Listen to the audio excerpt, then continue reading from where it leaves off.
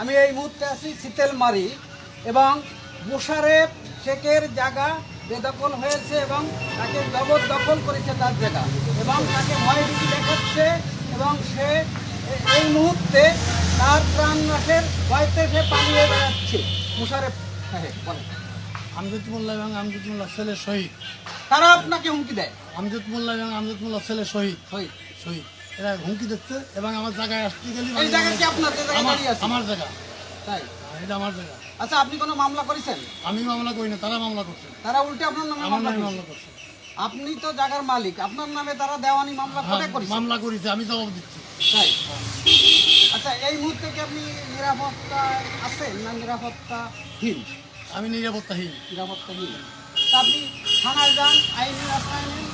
আইনি আশ্রয় নিলে আইনি আশ্রয় দিয়ে কোনো ফলাফল পাচ্ছি না। পাচ্ছেন না? না, বাংলাদেশ, খুদা হাফেজ। বাংলাদেশ।